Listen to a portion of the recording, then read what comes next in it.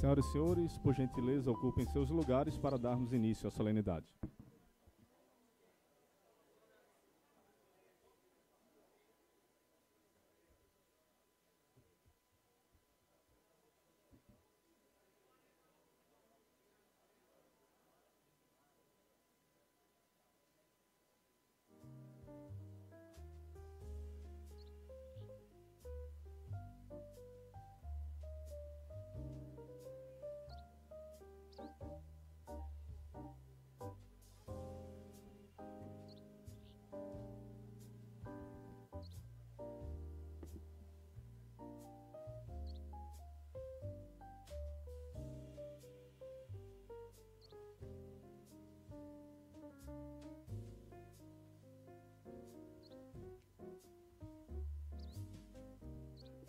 Senhoras e senhores, boa noite.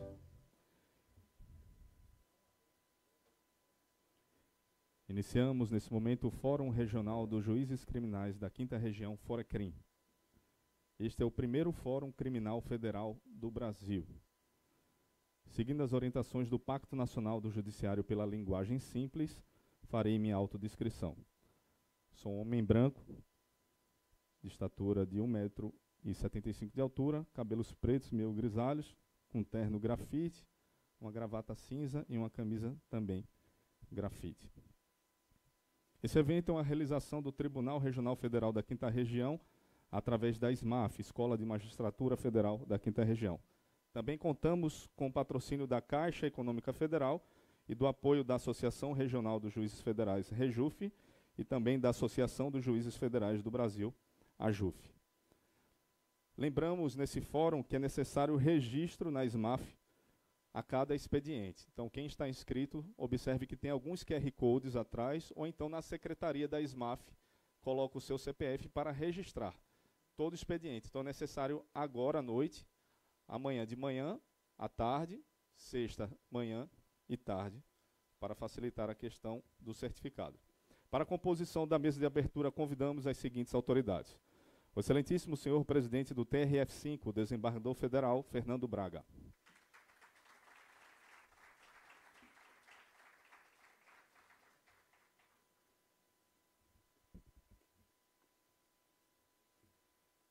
Convidamos também o excelentíssimo senhor corregedor regional do TRF5, o desembargador federal, Leonardo Carvalho.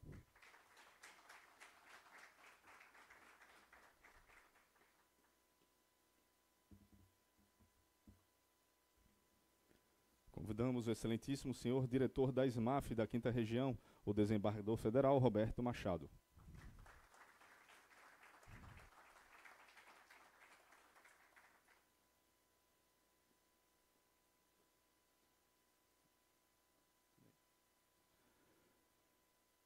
Convidamos o excelentíssimo senhor diretor do Foro da Seção Judiciária da Paraíba, o juiz federal Manuel Maia.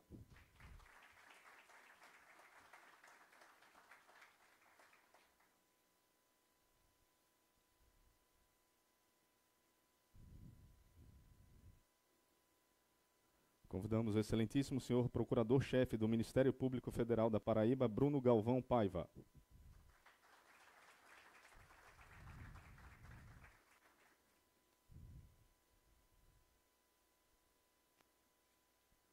Convidamos o excelentíssimo senhor presidente do Tribunal de Justiça da Paraíba, o desembargador João Benedito da Silva.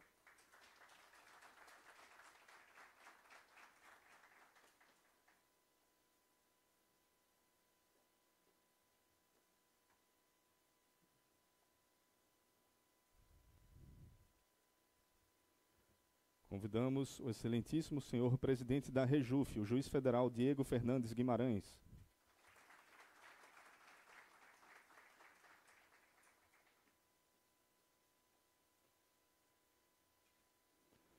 Convidamos também o excelentíssimo senhor coordenador científico do Forecrim, o juiz federal Walter Nunes da Silva Júnior.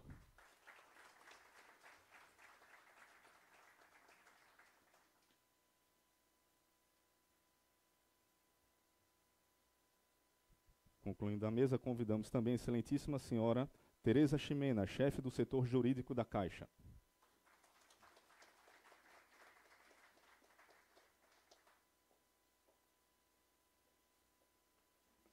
Solicitamos todos, por gentileza, em posição de respeito para a execução do hino nacional.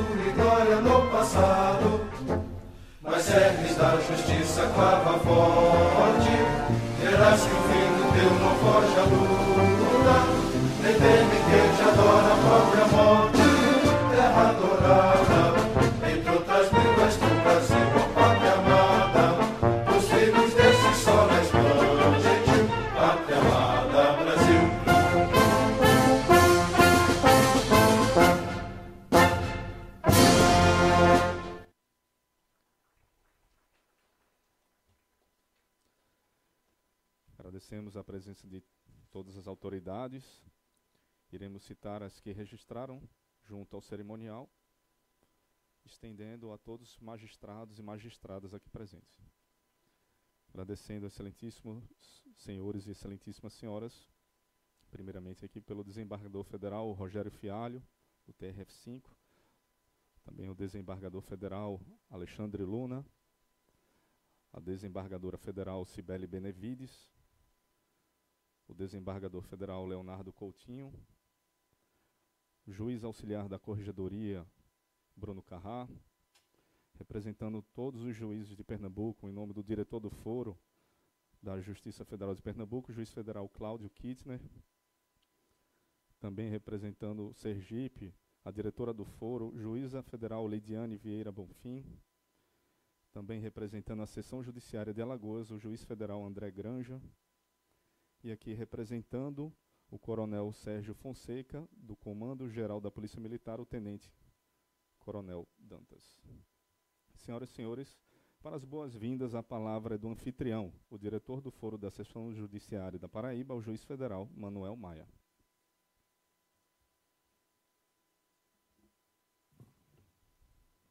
Boa noite a todos.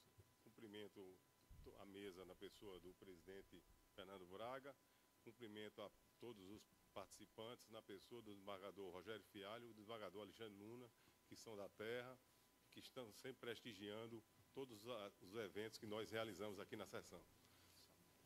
A minha fala é breve e ela representa apenas um registro de uma crônica de Fernando Sabino, quando esteve em Marrakech e foi recebido num jantar por um árabe e tinha na casa dele um aviso: se tu vens na minha casa, tu és o dono e eu sou o visitante. Sejam muito bem-vindos.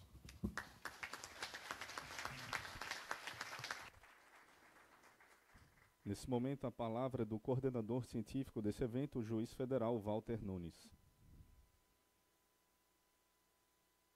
Também, boa noite a todos. Minha palavra é muito breve neste instante, apenas para reiterar as boas-vindas a todos os colegas para participar deste evento, agradecer o empenho do desembargador Leonardo Carvalho, do desembargador Roberto Machado, como diretor da escola, para que a gente realizasse o primeiro FORECRIM, o Fórum Criminal Regional, para tratar de um tema tão importante que, com certeza, irá mudar o perfil da jurisdição criminal no país.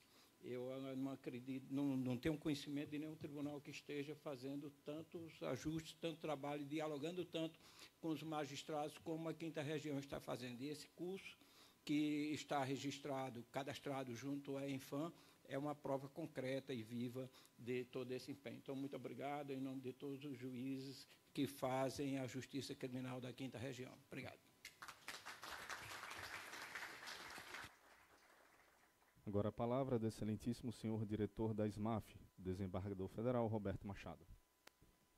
Bom, apenas registrar que esse evento excepcional, que é o evento, o desembargador Leonardo Carvalho nos comunicou e nos solicitou a participação, e a escola não podia ficar de fora de um evento dessa magnitude, né?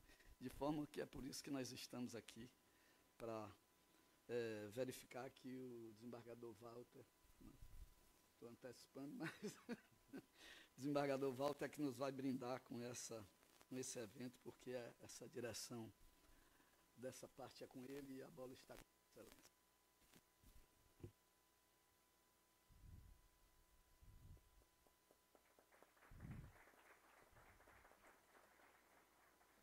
Com a palavra, o excelentíssimo senhor corregedor regional do TRF5, desembargador federal Leonardo Carvalho.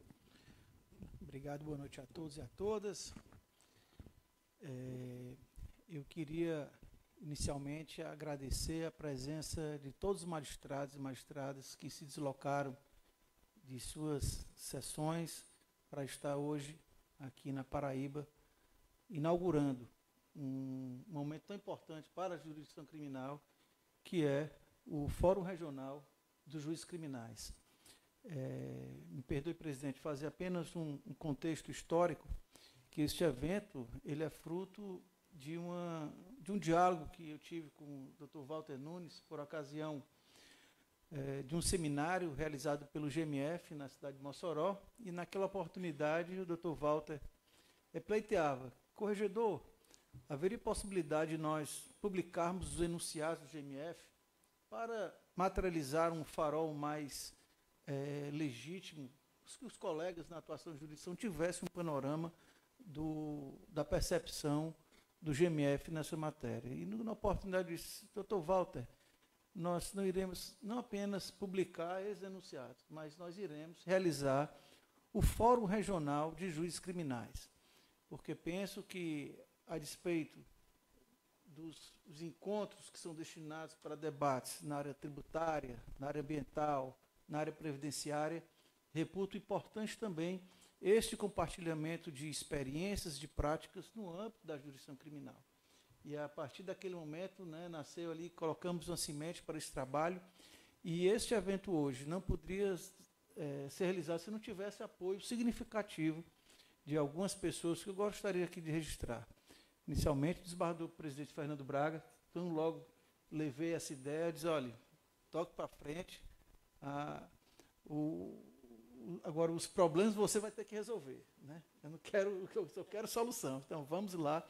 Bati na porta do desembargador Roberto Machado, que prontamente atendeu este anseio, né, dos magistrados, e não poderia ser diferente o acolhimento que tivemos junto aos diretores das seções judiciárias, né? Aqui faço registro ao Ceará, doutora Gisele, doutor Alisson, Rio Grande do Norte, doutor Manuel Maia, que está nos recebendo de maneira brilhante, inaugurando aqui o auditório, né, muito confortável, e eu brincava com ele até que esse auditório é melhor do que o do Maxud Plaza, lá de São Paulo, né? Ao doutor Cláudio Quito, né, diretor do Foro de Pernambuco, ao doutor Alisson, diretor de Alagoas, e a doutora Lidiane, que se encontra aqui presente, diretor de Sergipe.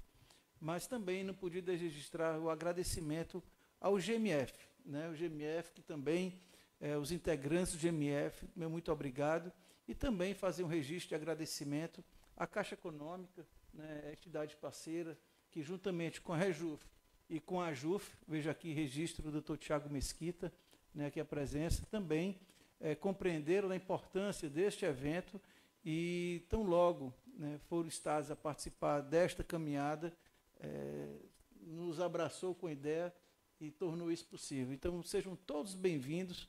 É muito importante a participação de todos, porque é uma matéria pioneira e, como já destacado na oportunidade, é algo que precisamos debater, dialogar, porque, sem sombra de dúvida, haverá uma consequência, e assim esperamos, muito positiva na prestação da jurisdição criminal. Gostaria, então, também de registrar e agradecer a presença dos colegas do tribunal, desembargador Rogério Fialho, desembargador Cibele, desembargador Coutinho, desembargador Luna, e eu vou ficar aqui porque eu gosto de falar muito, senão, né, tão tarde. Dado o adiantado da hora, faço aqui a presença do meu amigo Benedito, presidente do Tribunal de Justiça, doutor Bruno Galvão, que nós estivemos em Guarabira na inauguração, né?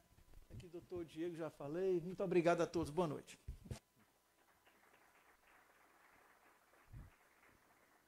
Finalizando as falas de abertura, com a palavra, excelentíssimo senhor presidente do TRF5, o desembargador federal Fernando Braga. Bem, boa noite a todos e todas. Vou dispensar as formalidades, estamos aqui entre amigos. Faço só um cumprimento especial ao doutor Bruno Galvão e ao amigo Benedito por prestigiarem esse momento. A minha palavra é curta, é de boas-vindas, né? Fico feliz com a presença dos colegas, com a adesão dos colegas de todos os estados. De agradecimento também, né? E não podia deixar de mencionar aqui os colegas Manuel Maia, nosso anfitrião, né? O colega Walter Nunes, que é o coordenador científico do evento, o colega Roberto Machado e Leonardo Carvalho, que primeiro acolheu a iniciativa, o segundo teve realmente o mérito da iniciativa, sem dúvida, é do desembargador Leonardo Carvalho. Eu já deixo o agradecimento aqui em nome do tribunal. Quero fazer um breve registro de que eu fui me atualizando no grupo que haveria uma fala hoje sobre, uma aula dialogada hoje sobre estándares probatórios no processo penal e juiz de garantias. E me dei conta hoje que o palestrante era eu. Mas é um tema que eu gosto, que eu me dedico e não teria muito a acredito que muito em termos de dumping teórico, né, ensinar a vocês qualquer coisa teórica, mas tinha muitas provocações para fazer. Mas acabei de ver que o meu horário era de 18h30 às 19h30 e acabou de acabar o meu horário.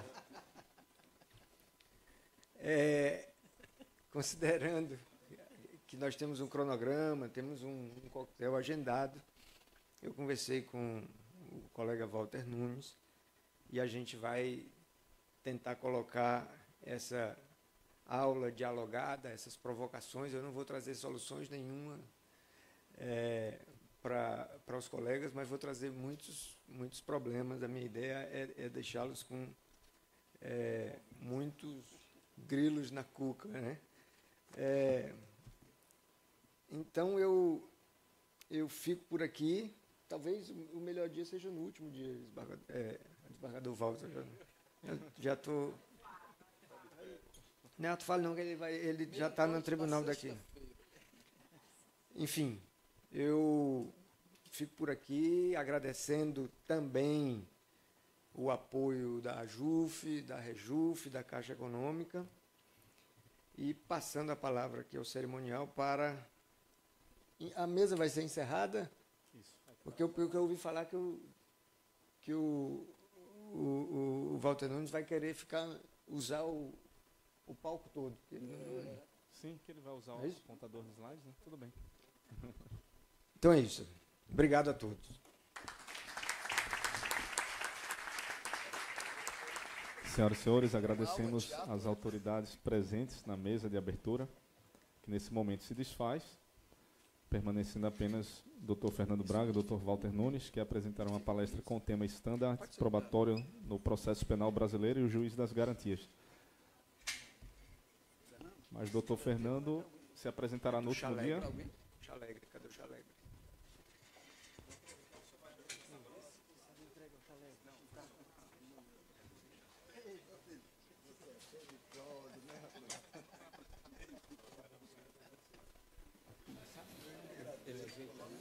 Então, ele tem que abrir. Certo. Nesse momento, só o Dr. Walter, Dr. Fernando irá para a plateia. Queria a atenção de todos por um pequeno detalhe que modificou. Para quem já estava acompanhando esse evento, você vai observar, através da pasta do cronograma, que amanhã será o dia todo aqui. E na sexta-feira de manhã, será lá no DCT, não é isso, doutor Manuel? Sexta-feira de manhã lá e à tarde aqui. Porque isso foi uma mudança recente no cronograma. Então, lembrando a todos e todas que será manhã e tarde aqui, nesse mesmo auditório. Enquanto... Deixa eu só ler o seu mini currículo.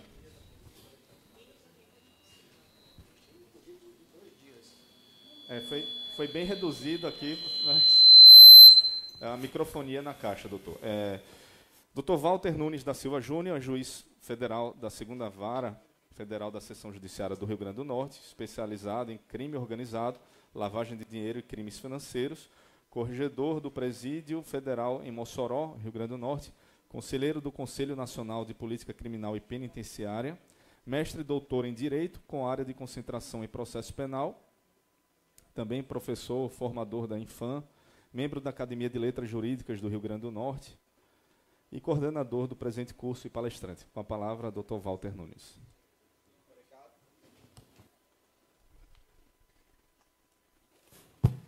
Obrigado, boa noite a todos novamente. Eu vou pedir licença ao nosso presidente, e ainda bem que ele não foi falar, porque sobre provas ele simplesmente domina, ele é uma das referências nacionais nesse tema, né? E eu ia ficar numa saia justa para falar depois dele, né? Então, ainda bem que ele fez essa bondade comigo. Eu vou, também, na informalidade nossa, eu vou também dispensar aqui, fazer um registro da presença de todos. Quero agradecer muito que todos estão aqui, os desembargadores todos que estão presentes, e os colegas que vieram de todas as sessões judiciárias. Fundamental isso, de que a gente possa dialogar e discutir assuntos muito interessantes, importantes, para que a gente enfrente esse desafio, que é a implantação juiz das garantias. Eu vou falar aqui embaixo, eu já tinha pedido, e vou... Como é que eu vou passar aqui? Como é que vai passar? Tá bom. Peraí, deixa eu voltar aqui só. Eu quero fazer uma contextualização. Poderia botar na primeira? Pronto. Essa aqui é a primeira. Eu queria... A questão do juiz das garantias, geralmente, ela é discutida e mais pontuada sobre a divisão entre o juiz que vai participar de alguma forma da fase da investigação do juiz que vai julgar o processo. Aí ele chama de juiz das garantias e juiz da instrução e julgamento. Mas o fundamental é que o juiz das garantias ele complementa o ciclo de processualização da persecução criminal no país. O primeiro movimento de jurisdicionalização da persecução penal foi com a Revolução Francesa, e a preocupação se concentrou no processo de conhecimento. No Brasil, isso se deu, bem ou mal, com o Código de Processo Criminal de 1882. O Código de Processo Criminal de 1882 não trouxe nenhuma disposição sobre a execução penal. Mesmo o Código de Processo Penal de 1941, embora tenha colocado lá o último título para a execução, ele não tratou da execução propriamente. Ele não jurisdicionalizou. A primeira CPI que houve sobre o problema carcerário brasileiro, de 1975, que o relator foi o então deputado federal Ibrahim Abiaca, esse é um problema que precisa jurisdicionalizar a execução penal. O Brasil está perdendo esse espaço. Ficou só no processo de conhecimento. E aí veio a lei de execução penal, que é de 1984. Jurisdicionalizou a execução. Se a gente for lá olhar a lei de execução penal, ele diz exatamente a função do juiz da execução é controlar a legalidade da execução, do cumprimento da pena.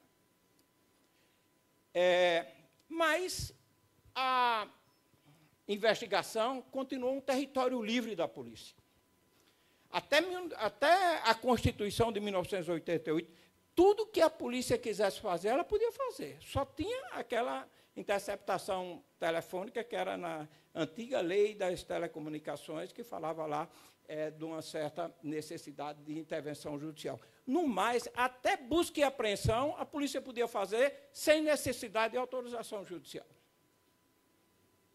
A gente começa a mudar esse figurino com a Constituição de 88. Que aí, toda vez que a diligência precisa, ou tem como barreira um direito fundamental, ele precisa de autorização judicial, mas ela se conteve aí. E agora, com o juiz das garantias, a gente complementa o ciclo da persecução criminal, da jurisdicionalização da persecução criminal. Eu acho que esse é o ponto mais significativo. E vou mostrar que, da forma que o Supremo decidiu quando definiu a constitucionalidade da implantação do juizado especial, o costume, do juizado das garantias, do microsistema do juiz das garantias, ele estabeleceu realmente a jurisdicionalização, porque o juiz vai atuar da instauração até a finalização da investigação. É um controle, eu já defendia que se tratava de um processo, inquérito para mim era processo, PIC também é processo, mas agora a gente tem um controle desde o início da sua instauração pelo juiz. Aí eu já quero enfrentar o que foi que o Supremo decidiu. Esse acordo merece ser lido do Supremo. E o primeiro questionamento foi esse artigo 3º-A. Esse 3º-A aí, ele não é relativo ao juiz das garantias. O juiz das garantias começa com o 3º-B.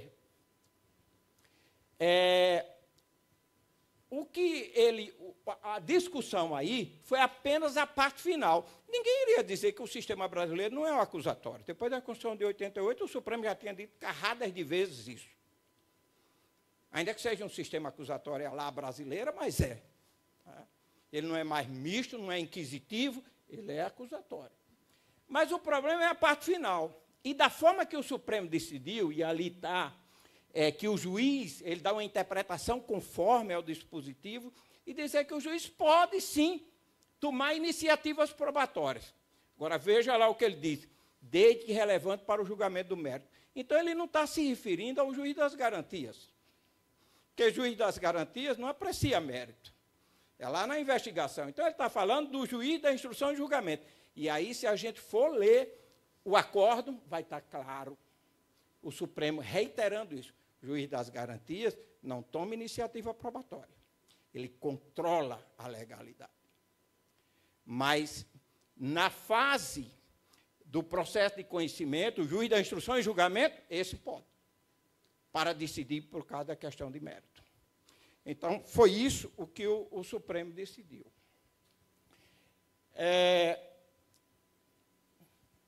O próximo, esse também deu margem a muita coisa. A grande discussão que teve aí, nesse ponto, o ministro Fux ele foi vencido, porque ele entendia que os tribunais que quisessem, criassem, que não quisessem, não criavam. Então, vários não iam criar, né? E ele foi vencido. E se estabeleceu esse prazo de 12 dias, ou 12 meses, desculpem. Mas o mais importante aí, nessa parte da decisão, foi a discussão que eles tiveram se isso se aplicaria ou não à justiça eleitoral. E aí foi preponderante a posição do ministro Alexandre de Moraes, porque os ministros diziam, olha, não dá para colocar na justiça eleitoral. E aí o ministro, não, tem condições sim.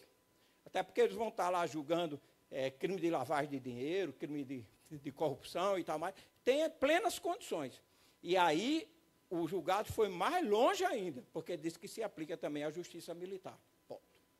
Essa é a grande, além de ter estabelecido esse prazo fatal aí, e mais no acórdão ficou o tribunal que não cumpriu o prazo de 12 meses, ele tem que comunicar ao CNJ, ele só não diz, mas tem que abrir um procedimento administrativo, deve ser um pedido de providência, ou qual é, não me lembro mais das nomenclaturas lá, para ser discutido e ele apresentar as justificativas pelas quais não conseguiu implantar e estabelecer um plano para a implantação, no máximo, em mais 12 meses.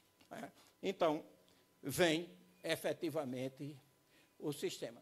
Essa parte do julgado do Supremo também ela é de fundamental importância, que para a gente entender, a gente vai ter que pegar outro julgado em outra ADI, em que se discutiu a constitucionalidade, principalmente daquela resolução número 181 do Ministério Público Federal.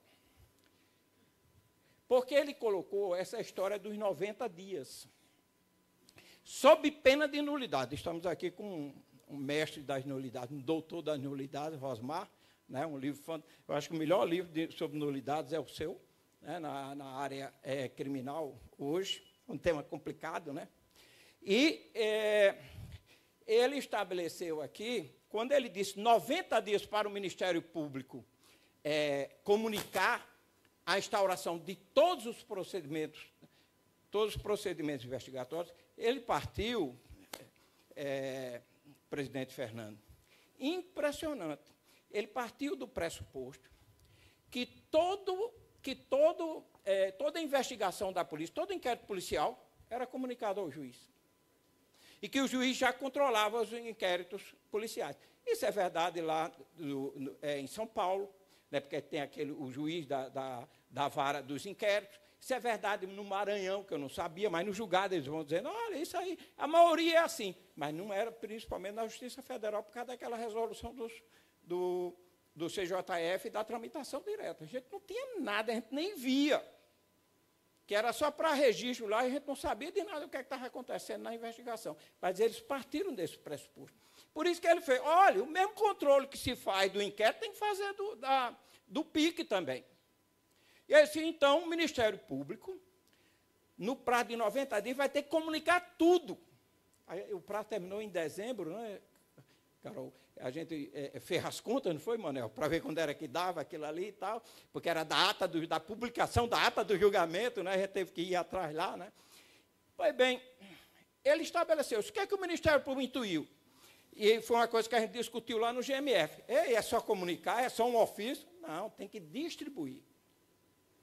Na sua integralidade. Porque como é que eu vou saber da razoabilidade da sua existência se eu não sei o seu conteúdo? Mas ficou essa história do prazo de 90 dias que ele falou. Mas esses 90 dias foi em relação ao que já existia. Não o que iria ser instaurado. E aí isso foi explicado nesse outro julgado aqui. O que vale desse julgado é esse item 2 aí. O ruim aí é que ainda não tem um acordo. Então, a gente sabe, mais ou menos, eu não assisti a esse julgamento, infelizmente, não sei muito o que ele discutiu, mas olha o que é que ele disse. A realização de investigações pelo Ministério Público tem por exigência comunicação imediata, então, não é em 90 dias eu instauro, aí depois, quando é 90 dias, eu vou comunicar, não. É imediato. Tal como está na nossa resolução. Tal como está na resolução do CJF. O desembargador Fernando participou daquela primeira rodada de discussões, era exatamente isso que a gente discutia. Então, ele tem imediata ao juiz competente sobre a instauração e o encerramento do procedimento investigatório. Por isso, na nossa resolução, também está lá, que ele tem que comunicar o encerramento. Depois, quando a gente for falar da parte prática, que Patrícia e Valfrido, que é da área de tecnologia do tribunal, vão explicar como vai funcionar o PJE, a gente vai ver a importância da comunicação do encerramento da investigação. Eu acredito que isso é também para ser possível fazer a contagem do prazo para o ajuizamento da ação penal. E não só quando ele está preso, porque a gente sabe que é depois do prazo para o ajuizamento da ação penal que começa a contar o prazo concorrente para a queixa penal subsidiária. Para a justiça, principalmente para a justiça estadual, isso é muito importante.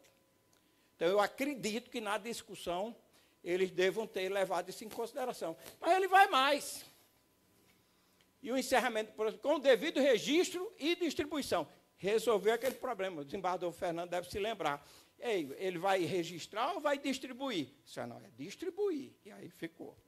Né? É distribuição, como, aliás, ficou naquele provimento inicial, quando foi para cumprir a decisão do Supremo sobre 90 dias, ele faz o quê? Tem que distribuir. Né? Então, ficou reiterado aí. E depois, observância dos mesmos prazos e regramentos previstos para a conclusão de inquéritos policiais. Então, não é de 90 dias. Se preso na Justiça Federal 15, né, se solto 30. Então, a gente tem um prazo aí de 30. Não tem prazo para renovação. O Código de Processo Penal não fala. Mas se o prazo ordinário é de 30, o prazo para renovação ordinário também é 30. Mas a gente vai discutir isso, né? A gente teve a oportunidade de discutir com os colegas do Ceará, né? O Danilo está aqui e participou, que a gente bota uma camisa de força para a gente estar examinando. Por quê? Cadê essa segunda parte? Se for necessário maior prazo para concluir a investigação, olha o que ele diz aqui. O Ministério Público somente poderá prosseguir com autorização do juiz. Esteja ele preso ou solto.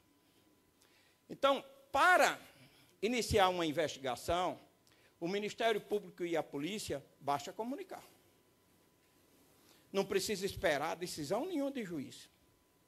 Mas para a prorrogação, esteja ele preso ou solto, precisa de autorização judicial. A gente pode dizer, olha, eu não concordo com isso. Mas é o Supremo, com efeito vinculante.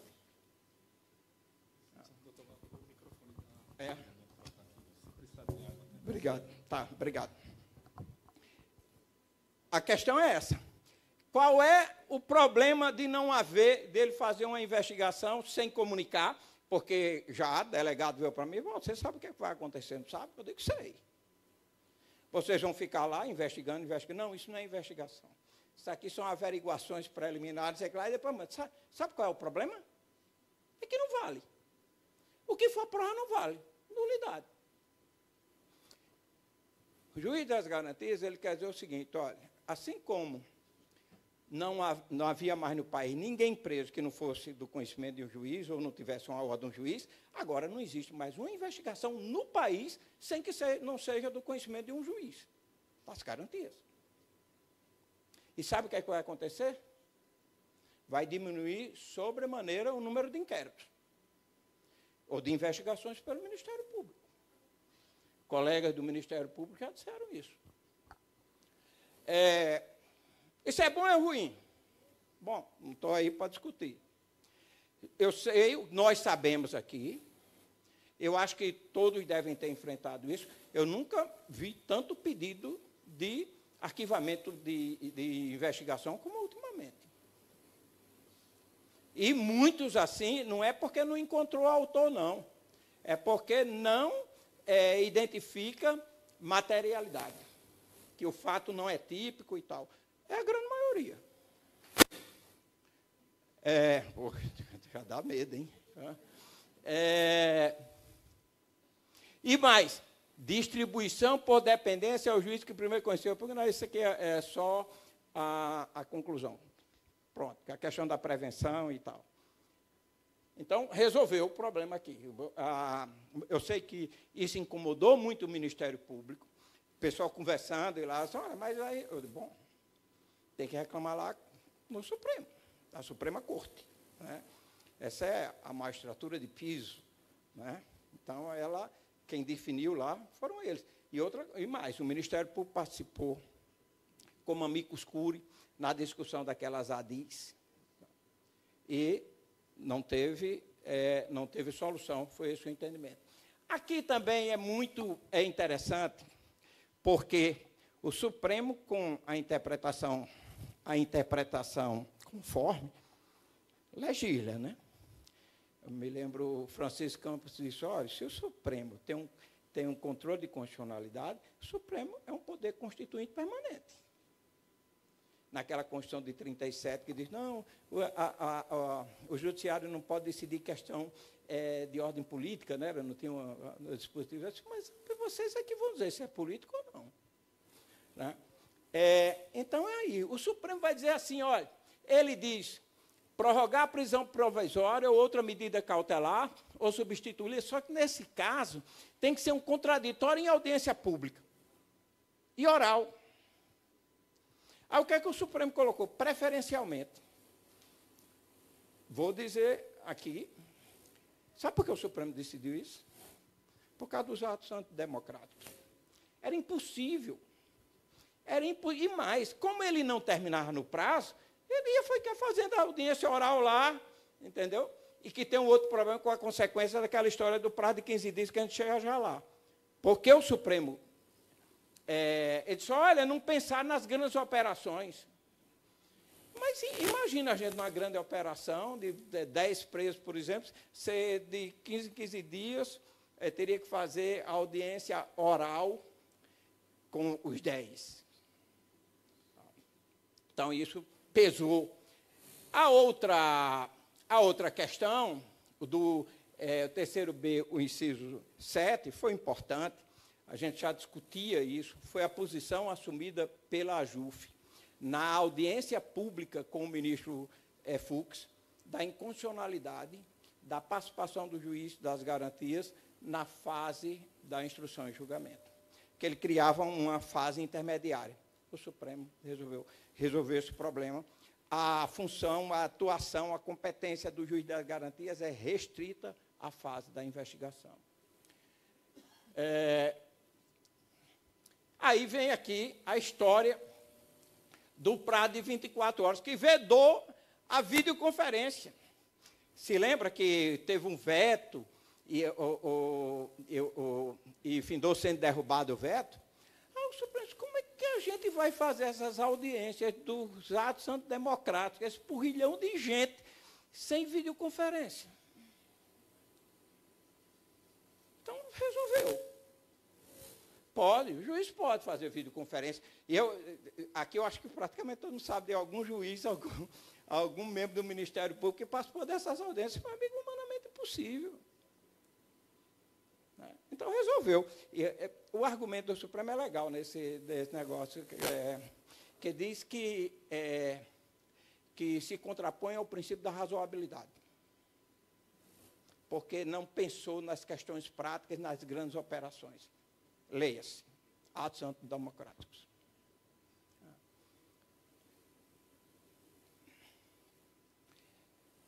Esse aqui é o que é mais interessante, que foi o grande problema. O que é que parte da doutrina começou a defender aí? Só olha, prisão preventiva na fase da investigação agora tem prazo. Prorrogar é diferente de renovar. Renovar está lá no parágrafo 1 do 316. Aqui é prorrogar. Prorrogar é só uma vez. Porque está dito lá, uma vez. E 15 dias. Que é até um negócio, por mais 15 dias. Você viu essa interpretação, o Supremo disse, não, mas não é possível. Uma investigação não pode se resumir a 15 dias. Mas o problema não é a investigação pode se estender por mais prazo.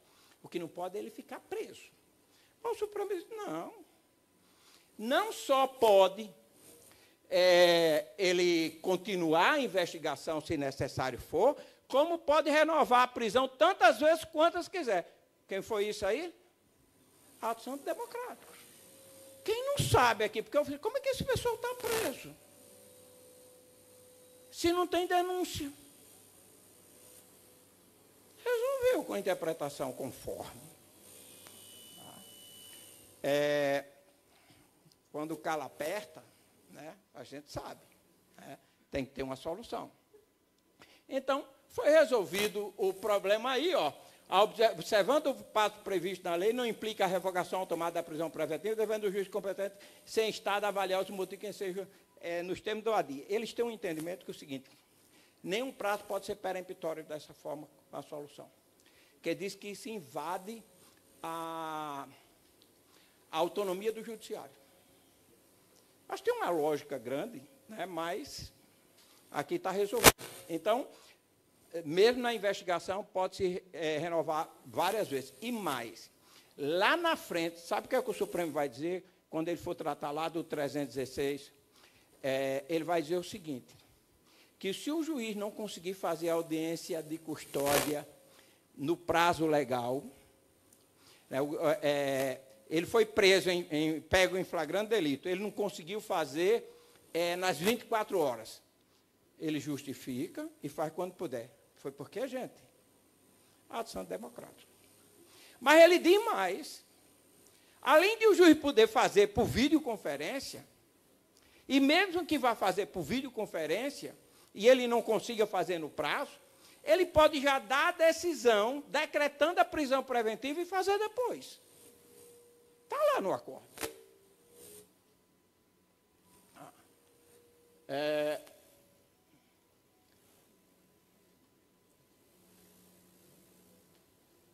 Esse dispositivo foi muito importante o Supremo declarar a inconstitucionalidade do 3º caput, porque ele era peremptório na questão de quem eventualmente praticasse algum ato na fase da investigação ficava impedido para instrução e julgamento. Aí nós temos problemas. Um juiz que pode ir para instrução e julgamento, ele poderia estar de plantão, ou eventualmente poderia haver um problema de conflito. Tudo bem. Também eu estava me assustando.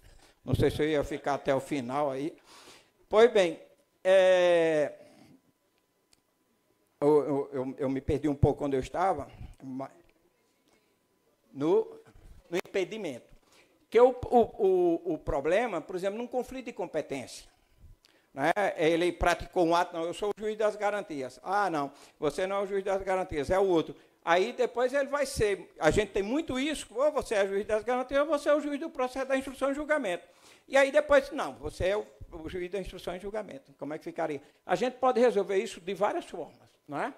Pode, se ele entender, ele não precisa, se ele praticou qualquer ato, ele não fica impedido, ele vai poder funcionar. Se ele se sentir que isso de alguma forma contamina a imparcialidade dele, é só ele afirmar a suspeição. Mas não é obrigatório. O 3D, parágrafo único, apenas foi para dizer o seguinte, olha, isso é questão interna corporis. Quem define, quem desenha, como é que vai ser instituído e funcionar o juiz das garantias são os tribunais. Lembra-se, a gente falou muito, discutiu muito isso lá no GMF. Não, porque o CNJ, o CJ, falou assim, não, mas o Supremo já disse. Óbvio, o CNJ, e foi importante aquela resolução do CJF, e também a do Supremo, ou a do CNJ, mas para dar diretrizes gerais. Porque o desenho foi feito por cada tribunal, dentro das suas peculiaridades regionais aí e tal, que Carol vai bem explicar isso amanhã na fala dela. Bom, o terceiro é apenas para dizer, isso não é designado, isso é investido. Isso aqui tem uma parte boa, né, institucional, porque ele tem outro acervo, já percebeu? Ele tem 2 acervos. Ele atua como juiz da instrução e julgamento em uns processos, e em outros ele atua como juiz das garantias. Então, são 2 funções jurisdicionais. Se os tribunais tivessem juízes na quantidade que fosse, o juiz das garantias seria outro, e não ele acumular acervos. Então, são acervos diferentes, para a LC dar um bom resultado. Então, é isso, e é porque é investidura, né? E é investidura. Aqui também o Supremo foi literalmente, deu uma interpretação em desconformidade com o dispositivo, né, mas para emprestar essa interpretação conforme. Porque a razão de ser desse artigo 28 era tirar do crivo do juiz a análise do arquivamento do inquérito que tinha ficado agora sob a batuta do Ministério Público. Impôs a obrigatoriedade de um Ministério Público, quando arquivar o inquérito, ele submeter ao crivo do juiz. E, se ele quiser, manda também lá para a Câmara Revisional, ou o nome que tenha do órgão ministerial que cuida dessa matéria. E mais, ainda pegou, é uma interpretação por arrastamento, né? Tem arrastamento, já tem um nomezinho melhor, mas é por arrastamento. Eles foram também para o parágrafo 1º, para dizer que aí tanto a vítima pode ir lá se contrapor ao arquivamento, como o juiz, voltando ao regramento, repristinou, com a interpretação conforme, ele repristinou a disposição anterior do artigo 28. Isso que foi feito.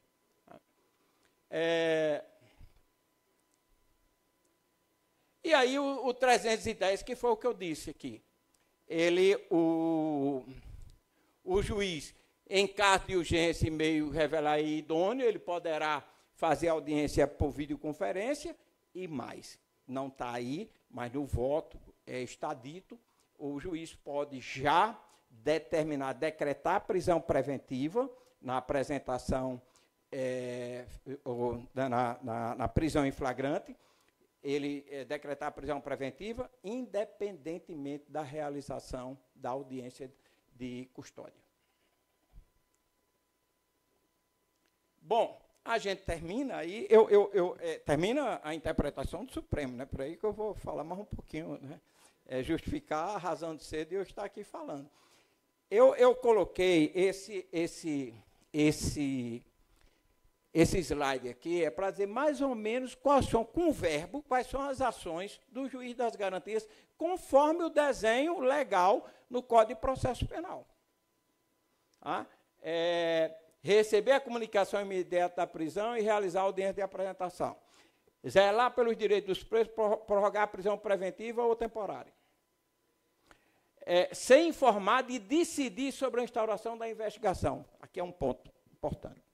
A resolução do Tribunal da 5ª Região determina que o juiz, ao receber a comunicação de qualquer espécie de investigação, ele tem que dar uma decisão.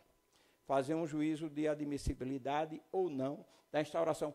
Um pouco parecido, tirando o que há de tirar, do que o juiz faz quando do ajuizamento da ação penal.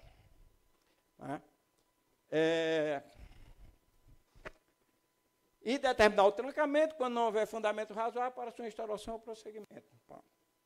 Decidir sobre medidas cautelares, todas as medidas cautelares. Ele faz um elenco lá, aí lá no final ele diz, todo e qualquer requerimento. Todo e qualquer requerimento ele fazer. Que eu coloco aqui. E decidir sobre a homologação do NPP e da colaboração premiada. Aí, doutora Cibele tem um texto, né? A colaboração premiada, se e quando feita na investigação. Porque se for feito já no processo de instrução e julgamento ou lá na execução, aí é outro juiz que não tem nada a ver com das garantias. Mas o ANPP tem. Aí a gente discute isso mais a miúde, posteriormente a razão de ser. Que deu uma controvérsia lá, né, Danilo? Lá no Ceará, a gente discutiu bastante. Que é um ponto pré-enunciado, né, para a gente debater. Aqui eu digo os modelos de juízos das garantias. O CNJ, a resolução do CNJ, ele diz os modelos, aí diz, bom, mas o tribunal pode adotar qualquer outro, desde que seja dentro de suas peculiaridades. Mas a gente seguiu isso, né? Carol vai explicar amanhã, né, como é que foi feito. Aliás, todos os colegas, todas as sessões judiciárias discutiram, né, como é que a gente iria fazer, principalmente no que diz respeito à regionalização, ao juiz das garantias na forma de regionalização. Cada sessão nossa foi um modelo diferente, porque dentro das peculiaridades. É uma coisa interessante, doutora Cibele, porque a gente foi em razão das características. Por exemplo, a Paraíba é diferente de todos. O mais diferente de todos é a Paraíba, dentro da realidade daqui, né?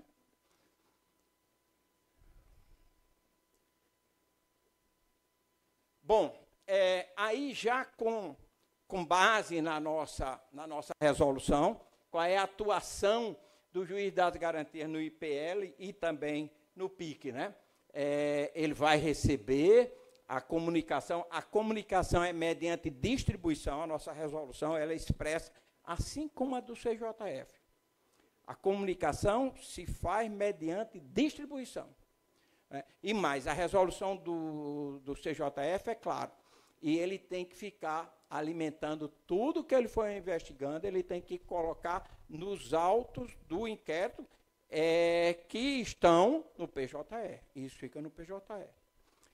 Patrícia e Valfrido, que estão aqui, vão explicar como o PJE foi parametrizado para que a gente automatizasse essa funcionalidade, esse funcionamento, e a gente não ter uma burocracia nessa tramitação processual. Como eu disse, uma decisão sobre a investigação, eu estou nesse segundo aqui, né? Essa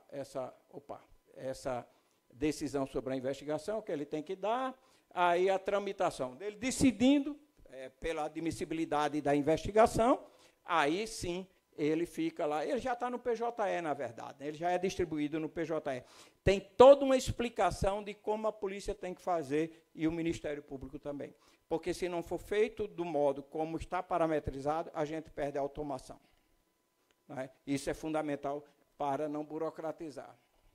O arquivamento também tem que se comunicar, a gente vai explicar melhor a razão de ser também desse arquivamento ser encaminhado ao juiz das garantias. Tem um dispositivo da resolução que diz que o Ministério Público, quando ajuizar a ação penal no juízo da instrução e julgamento, ele tem de comunicar ao juiz das garantias. Não vai mais precisar disso.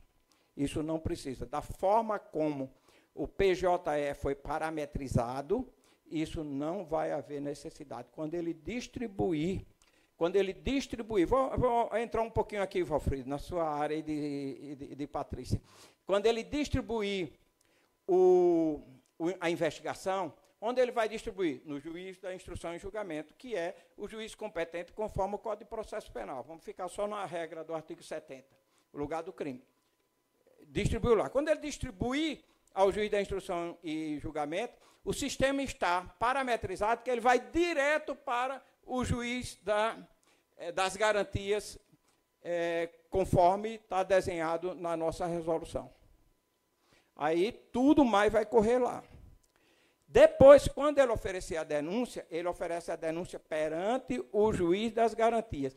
E aí o juiz das garantias não vai nem ver. Aí ele vai lá para o primeiro, que é para o juiz da instrução e julgamento. Tá? Por isso que ele tem que ser na classe adequada e da forma como vai ser explicado, senão ele perde essa automação. É spoiler que estou dando aí, da parte de Valfrido e Patrícia.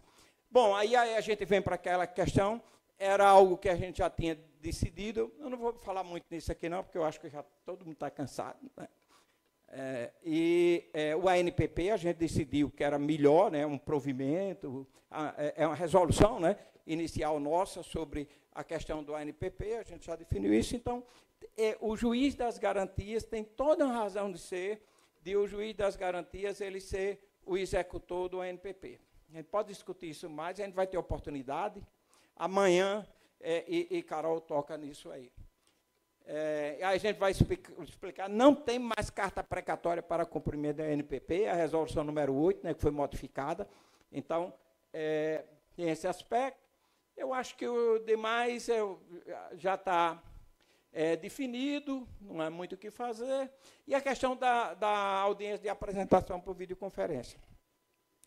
Observar o regramento tanto do CNJ como do CJF e a nossa resolução, né, tem que garantir a integridade, os direitos, pode botar uma pessoa para ir ver, e na nossa resolução deve determinar a ida do detido para a subseção judiciária mais próxima da realização. Isso aqui a gente pode discutir um pouquinho mais nos próximos dias, a gente pode e merece uma discussão mais a miúde, né? Eu vou passar aqui por causa do horário, e aí eu termino aqui. A obra mais importante tem aqui é daquele Alencar lá, né? Alencar Rosmar, né? Gente, muito obrigado. Eu espero não ter extrapolado o tempo.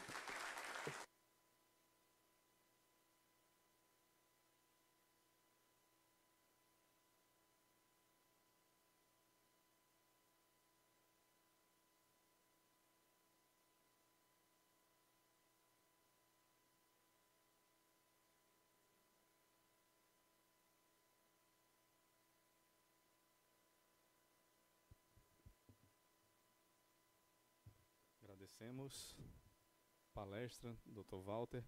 Uma informação importante aos participantes é que já está disponível no grupo o link de acesso da transmissão do YouTube de todo o evento.